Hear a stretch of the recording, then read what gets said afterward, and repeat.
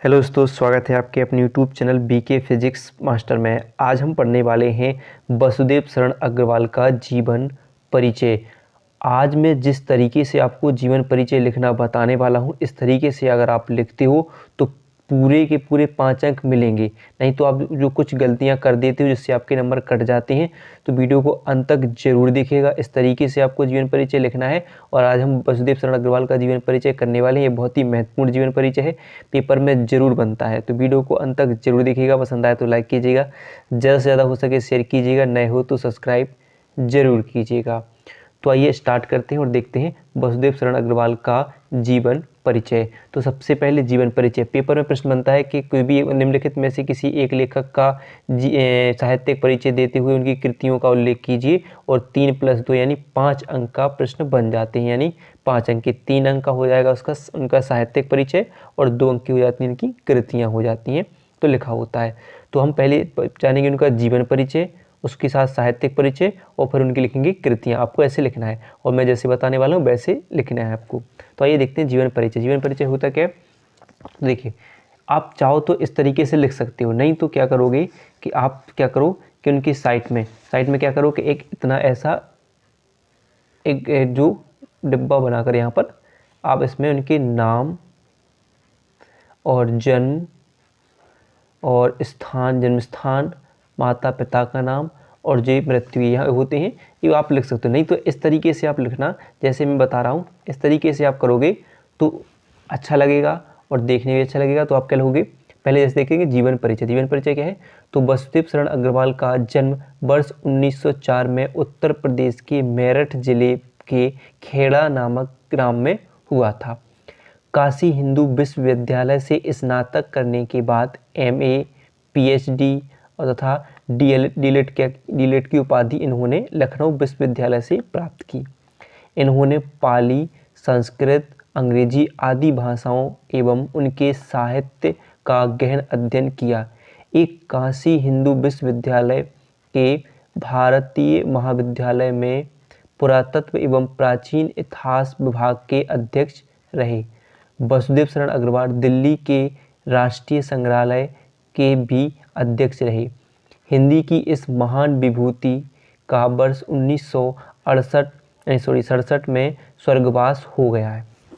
ठीक है, तो आप पहले तो इतना ही लिखना है, जीवन परिचय में ज़्यादा नहीं लिखना है, इतना लिखना है। क्या लोगे कि वसुदेव शरण अग्रवाल का जन्म क्या याद रखना है कि जन्म स्थान, जन्म कब हुआ, सन, और उसके पिता का नाम, उनके और मृत्यु, ये सब अच्छे तरीके से याद होना चाहिए। अपने आप लिख सकते हो। लिखना क्या है, फिर देखिए एक बार रिपीट करेंगे। वसुदेव शरण अग्रवाल का जन्म कब हुआ, तो 1904 में हुआ। कहाँ हुआ, तो उत्तर प्रदेश के मेरठ जिले के खेड़ा नामक ग्राम में हुआ था। काशी हिंदू विश्वविद्यालय से इन्होंने क्या की थी, स्नातक करने के बाद फिर इन्होंने एमए, फिर पीएचडी और साथ में क्या किया, इन्हें डीलिट की उपाधि और कहाँ से प्राप्त की, इन्होंने लखनऊ विश्वविद्यालय से प्राप्त की। इन्होंने पाली, संस्कृत और अंग्रेजी आदि भाषाओं एवं उनके साहित्य का गहन अध्ययन किया है। और ये काशी हिंदू विश्वविद्यालय में भारतीय महाविद्यालय में और पुरातत्व एवं प्राचीन इतिहास विभाग के क्या रहे, अध्यक्ष रहे हैं। और वसुदेव शरण अग्रवाल कहाँ पर, दिल्ली के राष्ट्रीय संग्रहालय में भी अध्यक्ष रहे हैं। और हिंदी के इस महान विभूति का वर्ष 1967 में क्या हो गया था, स्वर्गवास हो गया था।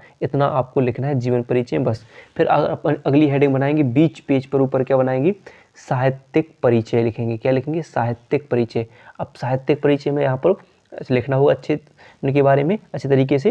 तो क्या होगा कि पुरातत्व विशेषज्ञ डॉक्टर वसुदेव शरण अग्रवाल हिंदी साहित्य के पांडित्यपूर्ण एवं सुललित निबंधकार के रूप में प्रसिद्ध हैं।